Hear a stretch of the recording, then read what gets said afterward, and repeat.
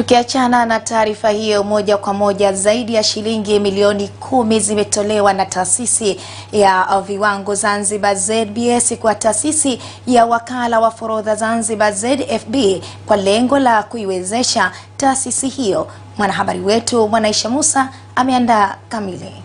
Mkurugenzi mkuu wa ZBS Yusuf Majid Nasor amesema uwekezaji waliotoa kupitia taasisi hiyo ya ZFB utaleta tija katika kuwapa mafunzo mbalimbali vijana wa Zanzibar. Kazi yetu kubwa kwa 90% tunafanya kazi kwa kupitia wakala wa forodha. Kwa tukiweza kupata wataalamu wengi, yani tunaita professional katika tasnia hii, itatuwezesha sisi kuondoa na kadhia nyingi ambazo ziko bandarini, lakini pia moja kwa moja kuhakikisha mapato ya serikali hayapotei, kwa sababu tutakuwa na watu ambao wako professional, watu wanajua wanachokifanya.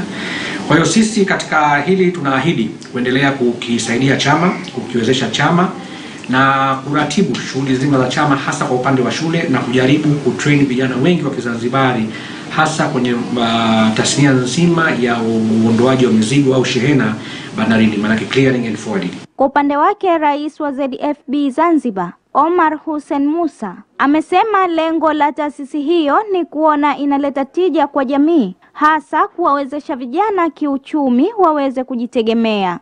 ZBS wanachokifanya ni kurejesha ile social responsibility, kwa sababu always tunafanya malipo, tunafanya na kazi.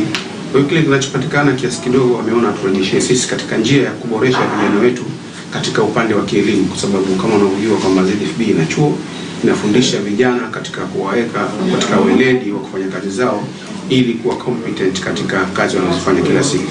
Na wakishakuwa vijana wa competent, maana yake hata katika makusanyo, katika utekelezaji, zile error ambazo zinazotokea kwa muda mrefu, mivutano, inapungua kwa kiasi kikubwa. Mwanaisha Musa wa ZBC.